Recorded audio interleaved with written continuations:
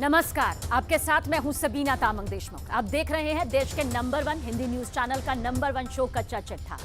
संसद में सेंधमारी मामले में असली विलेन को लेकर बहुत बड़ा सुराग हाथ लगा है। बहुत बड़ी खबर सामने आ रही है।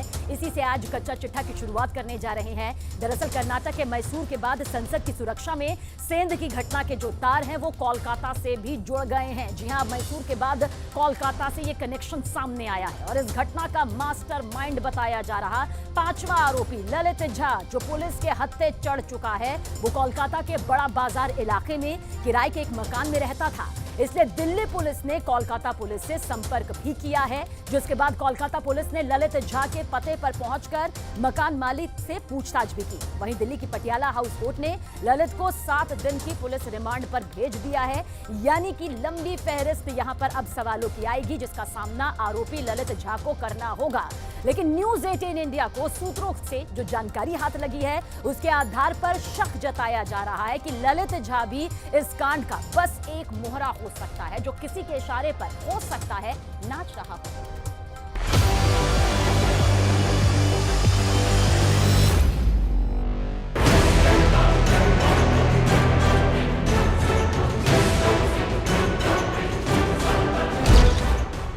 नाम ललित झा, आरोप संसद में हंगामे की साजिश का मास्टरमाइंड।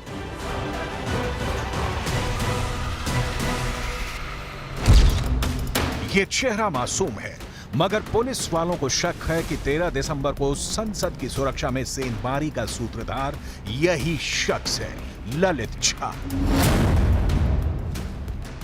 2 दिन पहले संसद में हंगामा खड़ा करने के लिए जब 4 लोग घुसे थे, उस दौरान ललित भी वहीं था, मगर उसका चेहरा किसी की नजर में नहीं आया। ऐसा इसलिए क्योंकि ललित संसद के अंदर नहीं घुसा था। अंदर घुसे थे सागर शर्मा और मनोरंजन, और बाहर प्रदर्शन कर रहे थे नीलम और अमोल। ललित बस चुपचाप बाहर रहकर नीलम और अमोल का वीडियो बना रहा था, जिसे उसने सोशल मीडिया पर भी अपलोड किया था। हंगामा सागर, मनोरंजन, नीलम और अमोल कर रहे थे, इसलिए चारों मीडिया और पुलिस की नजर में आ गए और पुलिस के हत्थे चढ़ गए।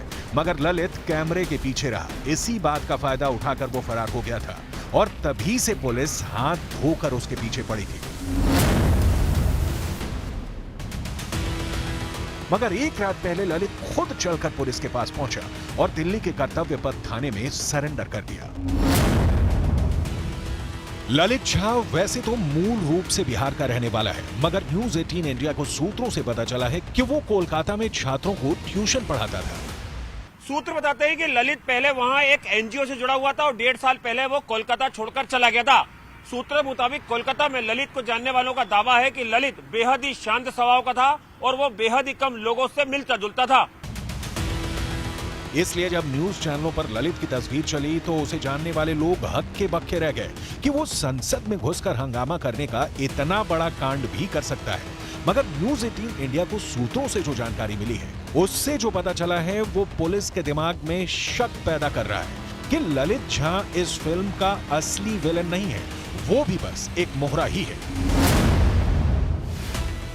उसके पीछे कोई खड़ा है, कोई चेहरा है, एक साया है, जिसे अब तक किसी ने नहीं देखा है। यह शक इसलिए क्योंकि ललित अकेला पुलिस के पास नहीं पहुंचा था। वो अपने साथ एक शख्स को लेकर आया था और वो शख्स था ये। नाम महेश, पता नागौर, राजस्थान। ललित के साथ महेश भी थाने गया था। महेश भी फेसबुक पर Bhagat Singh fan club page के जरिए सागर, मनोरंजन, नीलम, अमोल और ललित से जुड़ा था। सूत्रों ने न्यूज 18 इंडिया को बताया है कि पहले 13 दिसंबर को महेश को भी संसद पहुंचना था, लेकिन परिवार के चलते उसका ये प्लान फेल हो गया। वहीं आरोपी ये सोचकर बैठे थे कि संसद में इतना हंगामा करने के बाद वो आसानी से रफू चक्कर हो जाएंगे। आखिरकार ये तय हुआ कि 5 लोग ही संसद पहुंचेंगे और महेश इन तमाम लोगों को छुपाने और भगाने में इनकी मदद करेगा। इसी वजह से महेश का दिल्ली आना कैंसिल हो गया था और वो नागौर में ही रहा। मगर संसद में सेंध लगाने वाले आरोपियों का प्लान चौपट हो गया और सागर, मनोरंजन, नीलम और अमोल पुलिस की गिरफ्त में आ गए। भागने में सिर्फ ललित ही कामयाब हो पाया। उसने घटना वाले दिन यानी 13 दिसंबर की रात ही दिल्ली से बस पकड़ी और सीधा राजस्थान के नागौर पहुंच गया। वहां वो महेश से मिला और महेश ने ललित के ठहरने का बंदोबस्त कर दिया। मगर टीवी में अपने कान की खबर देखकर दोनों डर गए। सूत्रों के मुताबिक ललित लगातार न्यूज चैनल्स देख रहा था और पुलिस की हर मूवमेंट की उसे पूरी जानकारी थी। जब उसे लगा कि अब वो पकड़ा जाएगा तो वो और महेश दोनों नागौर से दिल्ली चले गए और सीधा थाने पहुंचे। इसके बाद पुलिस ने ललित और महेश से इतनी तगड़ी पूछताछ की कि सीन में एक और किरदार की एंट्री हो गई। नाम कैलाश, पहचान महेश का चचेरा भाई, पता राजस्थान। दिल्ली पुलिस के मुताबिक 13 दिसंबर को जब ललित दिल्ली से फरार हुआ तो वह कैलाश और महेश दोनों के ही संपर्क में था। महेश और कैलाश दोनों ने ही ललित को छुपाने में मदद की और नागौर में उसे कमरा दिलवाया। संसद की सुरक्षा में चूक की ये कहानी बेहद पेचीदा होती जा रही है। पुलिस आरोपियों के जितने करीब पहुंचती है, एक नया किरदार पैदा हो जाता है। इसी वजह से पुलिस को शक है कि संसद में घुसने की साजिश रचने वाला मास्टरमाइंड कोई और ही है। फिलहाल इस कहानी में 8 किरदार हैं। पहला, लखनऊ का रहने वाला सागर शर्मा। दूसरा, कर्नाटक के मैसूर का रहने वाला मनोरंजन डी। तीसरी, हरियाणा की नीलम। चौथा, महाराष्ट्र के लातूर का अमोल शिंदे। पांचवां, बिहार का ललित झा। छठा, हरियाणा के गुरुग्राम का विकी। सातवां, राजस्थान के नागौर का महेश। आठवां, राजस्थान का कैलाश। CNN न्यूज 18 के मनोज गुप्ता को खुफिया सूत्रों से एक्सक्लूसिव जानकारी मिली है कि ललित झा इस साजिश का सूत्रधार लग तो रहा है, मगर मुमकिन है कि उसका आका भी कोई और है, क्योंकि आरोपियों के संसद में घुसने की वजह सिर्फ उनकी विचारधारा तो नहीं हो सकती। सूत्रों को यह भी पता चला है कि पूछताछ में आरोपियों के बयान एक दूसरे से मेल भी नहीं खा रहे। वो बार बार यही कह रहे हैं कि उनके पीछे कोई और नहीं है। सूत्रों के मुताबिक पुलिस को यह बात बिल्कुल नहीं पच रही है कि फेसबुक के जरिए मिले आरोपियों की जान पहचान इतनी ज्यादा पक्की हो गई कि अपने मुद्दे को उठाने के लिए सीधे उन्होंने संसद में ही सेंधमारी की साजिश रच डाली। पुलिस का मानना है कि आरोपियों को संसद में हंगामा करके पब्लिसिटी तो चाहिए थी, मगर उन्हें यह भी अच्छी तरह मालूम था कि संसद में घुसकर दहशत फैलाना कितना बड़ा जुर्म है और उन्हें इसकी क्या कीमत चुकानी होगी। इसलिए कोई तो है जिसने आरोपियों को उकसाया और संसद में घुसने में उनकी मदद की। पुलिस अब उसी शख्स तक पहुंचने की कोशिश कर रही है। इसलिए पुलिस की जांच अब इन 8 शहरों के इर्द गिर्द ही नहीं घूमने वाली, उसकी जांच का दायरा बढ़ेगा। पुलिस इंडिया गेट से लेकर संसद तक लगे सभी सीसीटीवी कैमरों की फुटेज खंगाल रही है। गुरुग्राम में जहां सभी आरोपी विकी के घर ठहरे थे, वहां के सीसीटीवी कैमरों की फुटेज को भी अपने कब्जे में ले लिया है। इस बीच न्यूज 18 इंडिया को सूत्रों ने बताया है कि पुलिस के सामने पूछताछ में ललित ने कबूल किया है कि उसने और महेश ने सागर, नीलम, मनोरंजन और अमोल के फोन जला दिए हैं। संसद में घुसने से पहले चारों ने अपने मोबाइल फोन ललित को दे दिए थे और ललित उन्हें लेकर फरार हो गया था और वो मोबाइल फोन बड़ा सुराग थे। सूत्रों के मुताबिक अब पुलिस सभी आरोपियों के फोन नंबर लेकर उनके कॉल रिकॉर्ड चेक करने की तैयारी में है। दूसरी तरफ कई ऐसे फोन नंबर्स हैं जिनका डाटा यहां पर खंगाल रही है पुलिस की एजेंसियां, क्योंकि उनको ये यकीन है कि इन फोन नंबरों के जरिए वो कुछ ऐसे संगठनों के संपर्क में थे जो इन्हें इस पूरे घटनाक्रम को अंजाम देने के लिए उकसा रहे थे या इनके साथ मिले हुए थे। लेकिन संसद की सुरक्षा में चूक के इस मामले पर सियासत भी खड़ी हो गई है। ललित झा की टीएमसी नेता तापस रॉय के साथ एक तस्वीर सामने आई है जिस पर बीजेपी ने हल्ला बोल दिया है। ललित झा जब इसको लेके राजनीति हो रहा है तो इसमें स्पष्ट है जो टीएमसी इतना अंदर में हल्ला बोल कर रहा है, इसमें जो ललित झा के साथ टीएमसी विधायक का जो तस्वीर है सामने आ रहा है, इसमें इनके साथ तृणमूल के साथ कनेक्शन स्पष्ट है। इसका हाई इन्वेस्टिगेशन टीम जो जांच कर रहे हैं, इसको जांच होना चाहिए, पूछताछ होना चाहिए, तो दूध का दूध पानी का पानी हो जाए। मगर खुद तापस रॉय ने उन पर लगाए गए सभी आरोप नकार दिए। You see, what can you prove by a photograph? And that is to a single photograph. It seems that they want to suppress, cover up their failures. सूत्र बता रहे हैं कि दिल्ली पुलिस की स्पेशल सेल ने 6 टीमें बनाई हैं। 2 आरोपियों के राज्यों में जाकर एक एक सुराग ढूंढेंगी ताकि संसद का एक भी गुनाहगार बच ना पाए।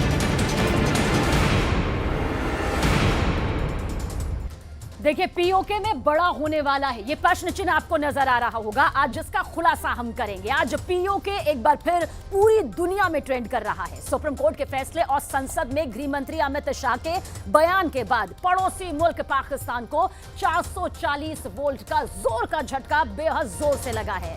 तिलमिलाए पाकिस्तान के केयरटेकर पीएम पीओके पहुंच गए। अनवर उल हक काकड़ ने पीओके की लेजिस्लेटिव असेंबली के स्पेशल सेशन को संबोधित किया। ये उनका खौफ कहा जा सकता है, वो डर कहा जा सकता है। अनवर उल हक काकड़ ने एक बार फिर कश्मीर राग यहां पर अलापा है। तो देखिए, साफ है कि भारत की सरकार ने जो जो मैसेज दिया, जो जो बड़ा संदेश दिया, उसे पीओके ने पढ़ लिया। पीओके की सीटों का रिजर्वेशन पाकिस्तान के प्रधानमंत्री के लिए फ्रस्ट्रेशन बन गया है। सवाल यह है कि पीओके में क्या कुछ बहुत बड़ा होने वाला है?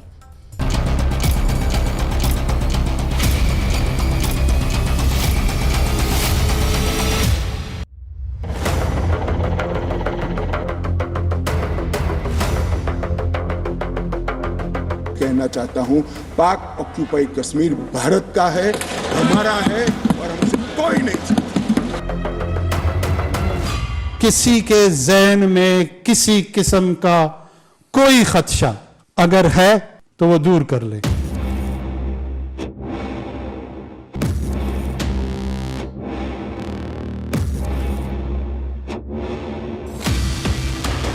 इस देश का कश्मीर से लेकर कन्याकुमारी और द्वारका से लेकर नॉर्थ ईस्ट तक हर व्यक्ति का कश्मीर है और हर कश्मीरी का देश है। जब तक कश्मीर का इशू रिजॉल्व नहीं होगा, तकमील पाकिस्तान हो ही नहीं सकता।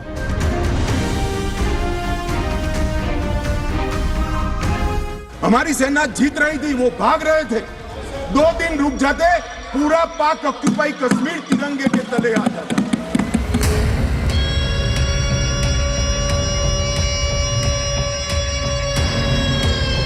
3 मरतबा पाकिस्तान पे कश्मीर की वजह से जंग तोपी गई जो हमने लड़ी है।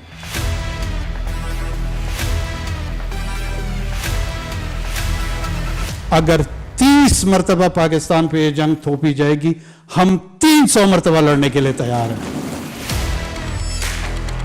इसी को कहते हैं तन पर नहीं लगता, पान खाए अलबत्ता।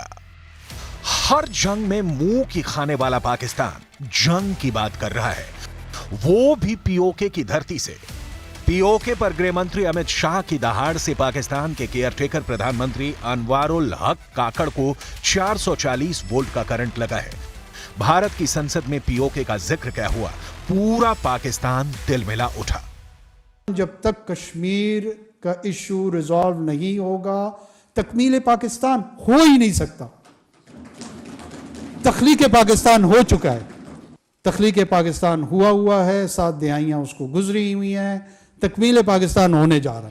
थोथा चना बाजे खना, यानी असमर्थ सिर्फ बड़ी बड़ी बातें ही करता है। पीओके पहुंचकर अनवर उल हक काकड़ ने भी वही काम किया है। संसद से गृह मंत्री ने जो मैसेज दिया है उसे पाकिस्तान ने पढ़ लिया है। पीओके की सीटों का रिजर्वेशन पाकिस्तान के हुक्मरानों के लिए फ्रस्ट्रेशन बन गया है। जैसे गीदड़ की मौत आती है तो वो शहर की तरफ भागता है, ठीक वैसे ही पाकिस्तान के पीएम अनवर उल हक काकड़ भागे भागे पीओके के मुजफ्फराबाद पहुंच गए। यहां पीओके में लेजिस्लेटिव असेंबली में स्पेशल सेशन के नाम पर 8 आंसू बहाने लगे। सबको ये यकीन दिलाता चलूं, मैं आज हाजिर यही हुआ हूं और इसी वजह से हुआ हूं। पाकिस्तान की चाहे फौजी क़यादत है, पाकिस्तान की चाहे सियासी क़यादत है, पाकिस्तान की इंटेलिजेंशिया है, कोई भी ऐसा फर्द जिसका असर पॉलिसी मेकिंग में है, उसके जहन में कोई कंफ्यूजन नहीं है। चूहे की जाया बिल ही खोदता है। कश्मीर को लेकर जो काम जिन्ना ने किया, जो काम पाकिस्तान के सभी वजीर आजमों ने किया, वही काम अब अनवर उल हक काकड़ कर रहे हैं। काकड़ ने भी फिर वही फर्जी राग अलापा है जो पाकिस्तान बरसों से कहता आ रहा है। पाकिस्तान वकील है, लेकिन इस मुकदमे में उसको अपने आबा व अजदाद के हिस्से में जो जायदाद आई है उसका मुकदमा लड़ रहा है। ये मेरी अपनी जमीन का मुकदमा है, ये मेरे अपने लोगों का मुकदमा है। अनवारुल हक काकड़ के इस खींच से साफ हो गया है कि भारत की संसद में पीओके को लेकर जो बुलंद आवाज उठी, उसकी गूंज एलओसी के उस पार पाकिस्तान में सुनाई दी। ना सिर्फ सुनाई दी, बल्कि पाकिस्तान के हुक्मरानों की नींद हराम हो गई। तिल मिलाए पाकिस्तान के केयरटेकर प्रधानमंत्री अनवारुल हक काकड़ पीओके को लेकर दावा करने मुजफ्फराबाद पहुंच गए। किसी के ज़हन में किसी किस्म का कोई खदशा अगर है तो वो दूर कर ले, वो कश्मीर में भी दूर कर ले, वो पाकिस्तान में भी दूर कर ले, और वो श्रीनगर और बारामूला में भी दूर कर ले। सुना आपने, इससे ही कहते हैं झूठ के पांव नहीं होते। झूठा एक बात पर स्थिर नहीं रहता। कश्मीर को लेकर यही हाल पाकिस्तान का है। पीओके यानी पाक अधिकृत कश्मीर, जिसे पाकिस्तान आजाद कश्मीर का नाम देता है, वो ना तो कभी पाकिस्तान का हिस्सा था और ना ही कभी होगा। पाकिस्तान कश्मीर घाटी के जिस हिस्से पर अवैध कब्जा करके बैठा है, उस पर हिंदुस्तान की सरकार का स्टैंड एकदम क्लियर है। देश का कश्मीर से लेकर कन्याकुमारी और द्वारका से लेकर नॉर्थ ईस्ट तक हर व्यक्ति का कश्मीर है और हर कश्मीरी का देश है। क्या बात कर रहे हैं आप? पूरी दुनिया को पता है कि पाकिस्तान की टाट उलट चुकी है। पीओके के लोगों को पता है कि पाकिस्तान के हुक्मरान आवाम को आतंक के जख्मों के सिवा और कुछ नहीं दे सकते। आम लोगों का पेट भरना पाकिस्तानी सरकार के बूते की बात नहीं, लेकिन सपना पूरे कश्मीर का देखता है। गृह मंत्री अमित शाह ने संसद में कहा कि पीओके भारत का हिस्सा था, हिस्सा है और हिस्सा रहेगा। जिसको जो बोलना है वो बोले। इस सदन में बोला हुआ शब्द इतिहास बनता है। मैं आज फिर से कहना चाहता हूं, पाक ऑक्यूपाई कश्मीर भारत का है, हमारा है और हमसे कोई नहीं छीन। ये किसी से छिपा नहीं है कि पीओके में पाकिस्तान अपनी जबरिया हुकूमत चलाता है। 75 साल से पाकिस्तान पीओके पर कुंडली मारकर बैठा है, लेकिन अब उसको खौफ सता रहा है। पीओके के हाथ से जाने का खौफ। वजह है जम्मू कश्मीर के साथ साथ पूरे पीओके को लेकर मोदी सरकार के सख्त तेवर। पाकिस्तान के केयरटेकर पीएम अनवारुल हक के पीओके पहुंचने के पीछे पाकिस्तान की घबराहट भी साफ नजर आ रही है। अनुच्छेद 370 पर सुप्रीम कोर्ट का फैसला आने के बाद गृह मंत्री अमित शाह ने राज्यसभा में 2 टूक कहा था कि पीओके हमारा है और हमेशा हमारा ही रहेगा। इसे सुनकर पाकिस्तान का कलेजा काम किया। डर सता रहा है कि कहीं पीओके भी उसके हाथों से ना चला जाए। दरअसल अनुच्छेद 370 के हटने के बाद घाटी में आतंक फैलाने के पाकिस्तान के मंसूबों पर पानी फिरता जा रहा है। आतंकी घटनाएं लगातार कम होती जा रही हैं और पत्थरबाजी का तो जैसे अंत ही हो गया है। ऊपर से रही सही कसर मोदी सरकार के जम्मू कश्मीर आरक्षण संशोधन विधेयक और जम्मू कश्मीर पुनर्गठन संशोधन बिल ने पूरा कर दिया है। जम्मू कश्मीर विधानसभा में पहले 107 सीटें थी। नए बदलावों के बाद सीटें बढ़कर 114 हो गई हैं।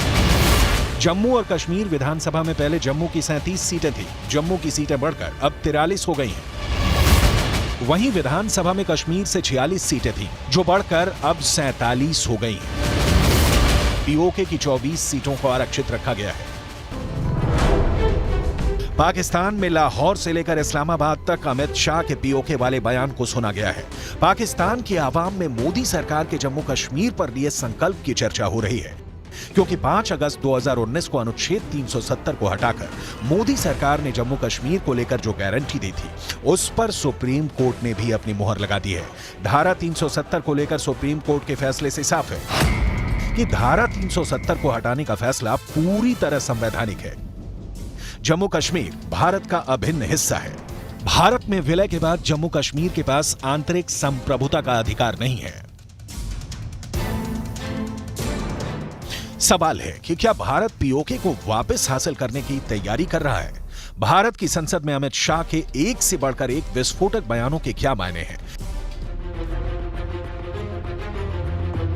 गृह मंत्री अमित शाह की पीठ थपथपाते नरेंद्र मोदी की यह तस्वीर 5 अगस्त 2019 की है। मोदी के विरोधियों ने कहा कि मोदी ने बहुत बड़ा रिस्क ले लिया है, कश्मीर की सियासत का पूरा नक्शा बदल दिया है।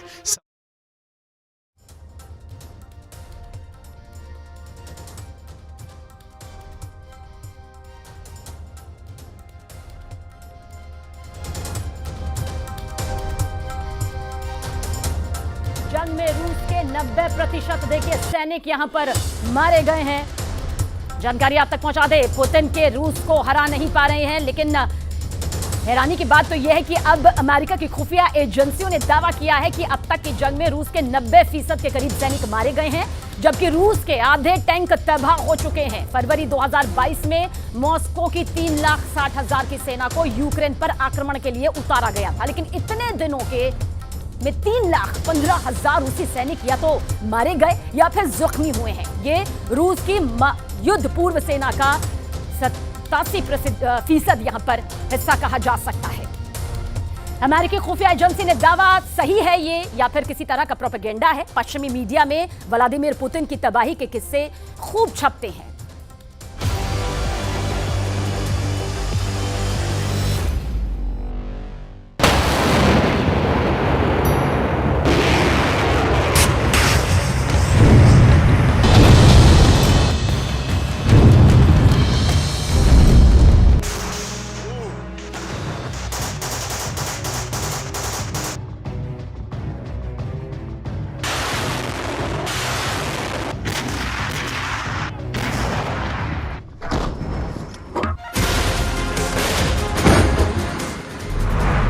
मारे गए 90% सैनिक, 600 दिन बाद पुतिन की हार।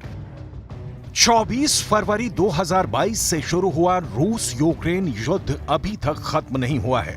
660 से ज्यादा दिनों से चल रहा युद्ध अब ऐसे दौर में पहुंच चुका है जहां अब रूस खूनी मौत मरना शुरू हो चुका है। दावे तो यहां तक किए जा रहे हैं कि यूक्रेन के खिलाफ जंग में उतरे रूस के 90% सैनिक मारे जा चुके हैं। हम आपको आज अमेरिका की खुफिया एजेंसी के हवाले से वो खबर दिखाने जा रहे हैं जिसे देखकर आपके रोंगटे खड़े हो जाएंगे, लेकिन साथ ही हम आपको ये भी दिखाएंगे कि पुतिन किस दम पर दावा कर रहे हैं कि रूसी सेना ने यूक्रेन, अमेरिका, ब्रिटेन समेत नाटो के सभी देशों की सैन्य ताकत को यूक्रेन में तबाह कर डाला है। रूस के आधे टैंक तबाह, खुफिया रिपोर्ट का दावा। 24 फरवरी 2024 को रूस यूक्रेन जंग को पूरे 2 साल हो जाएंगे, लेकिन सवाल उठता है कि अभी तक 600 दिन की जंग में पुतिन की जीत और यूक्रेन की हार पर क्या दावे किए जा रहे हैं। अगर रूस के दावों को माने तो पुतिन का रूस यूक्रेन के 35 से 40% इलाके जीत चुका है, लेकिन अब अमेरिकी इंटेलिजेंस एजेंसियों ने जो खुफिया जानकारी के आधार पर दावा किया है वो हैरान करने वाला है। जरा देखिए कैसे पुतिन के हारने के दावे किए जा रहे हैं। अमेरिकी इंटेलिजेंस एजेंसियों की खुफिया रिपोर्ट के मुताबिक 600 से ज्यादा दिन की जंग में रूस के 90% के करीब सैनिक मारे जा चुके हैं। यहां तक कि रूस ने यूक्रेन के खिलाफ जिस तरह से व्यापक टैंक युद्ध शुरू किया था उसे भी यूक्रेन सेना ने नाटो और अमेरिका से मिली एंटी टैंक मिसाइलों के जरिए तबाह कर डाला है। दावा तो यहां तक किया जा रहा है कि यूक्रेन ने 600 दिन से ज्यादा की जंग में रूस के आधे टैंक तबाह और बर्बाद कर दिए हैं। अमेरिकी इंटेलिजेंस एजेंसियों के इस खुफिया रिपोर्ट को रूसी जनरल और कमांडर बकवास बता रहे हैं, जबकि यूक्रेन के राष्ट्रपति ज़ेलेंस्की इसे यूक्रेनी सैनिकों की बड़ी जीत बता रहे हैं। लेकिन सवाल उठता है कि अगर रूस के 90% के करीब सैनिक मारे जा चुके हैं तो फिर यूक्रेन अपने इलाकों को रूस के कब्जे से छुड़ा क्यों नहीं पा रहा है?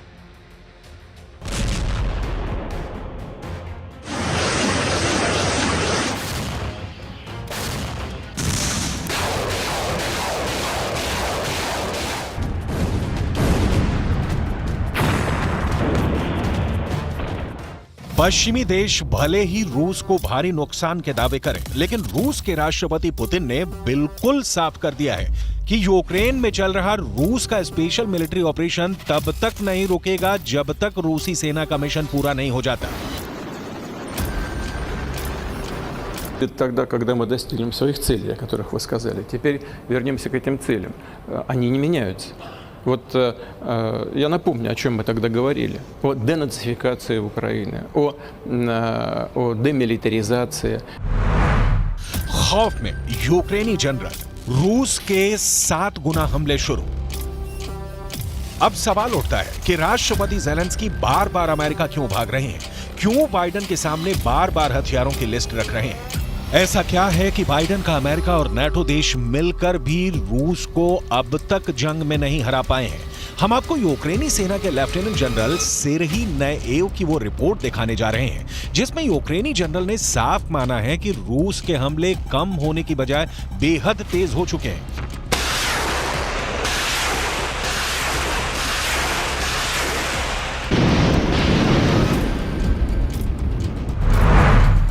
लेफ्टिनेंट जनरल सेर्ही नएव ने रूस के हमलों पर बड़ा दावा किया है। लेफ्टिनेंट जनरल सेर्ही नएव का साफ कहना है कि पिछले 2 हफ्तों में 7 बार यूक्रेनी क्षेत्र में रूसी सेना घुस चुकी है और बेतहाशा हमले कर रही है। अब सवाल उठता है कि अगर 90% के करीब रूसी सैनिक मारे जा चुके हैं तो फिर रूस इतने भीषण हमले कैसे कर रहा है। लेफ्टिनेंट जनरल सेर्ही नएव ने यह भी दावा किया है कि रूस के 7 हमलों में से 5 हमलों को यूक्रेनी सेना ने नाकाम कर दिया है। अगर यूक्रेनी जनरल के बयान को सही माने तो फिर वो ये बताएं कि 7 में से 2 बार रूसी सेना के हमले सफल कैसे हुए।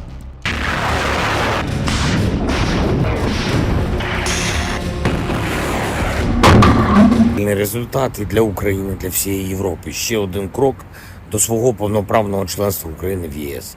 Я дякую всім, хто підтримав, виконав саме те, про що ми домовлялись. Дякую всім в Україні, нашій команді.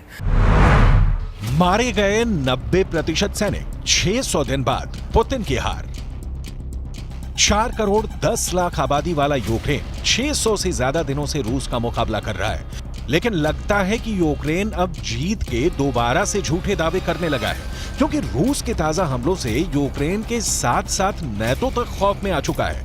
राष्ट्रपति पुतिन ने यूक्रेन की राजधानी कीव पर पूरी तरह से कब्जा करने के लिए अपनी घातक फौजों के सबसे बेहतरीन 2 लाख लड़ाके सरहद पर भेजना शुरू कर दिए हैं। ऐसे हालातों को देखकर लग रहा है कि पुतिन पूरे यूक्रेन पर कब्जा करने जा रहे हैं। लेकिन वहीं दूसरी तरफ अमेरिकी खुफिया एजेंसियों ने रूसी सेना की तबाही के जो दावे किए हैं वो गले नहीं उतर रहे हैं। भले ही अमेरिका की एजेंसियां दावा करें कि रूस के 90% के करीब सैनिक मारे गए हैं या फिर घायल हुए हैं, लेकिन इस दावे पर यकीन करना मुश्किल है। जरा देखिए अमेरिका की खुफिया एजेंसियों के हवाले से क्या आंकड़े जारी किए गए हैं। रूस के आधे टैंक तबाह, खुफिया रिपोर्ट का दावा।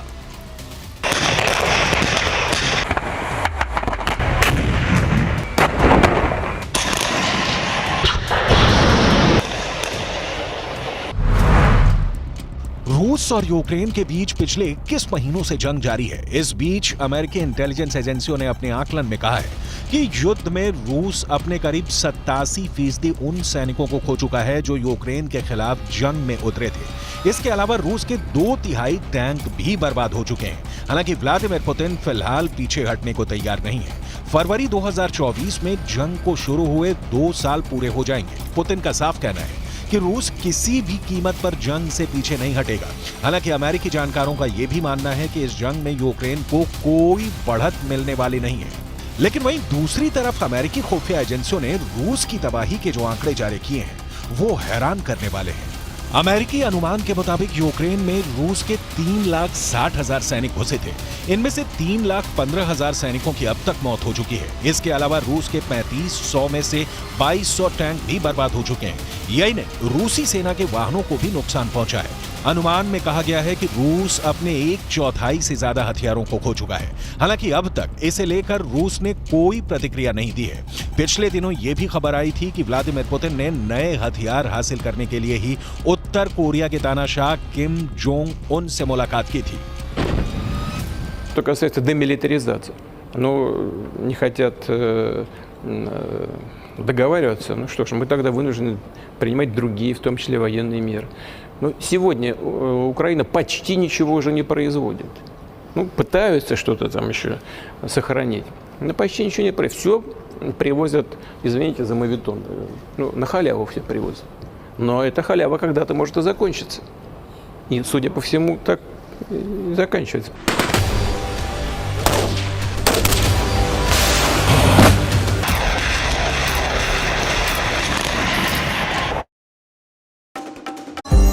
जन्मभूमि ममपुरी सुहावनी, उत्तर दिशी बहसरजू पावनी।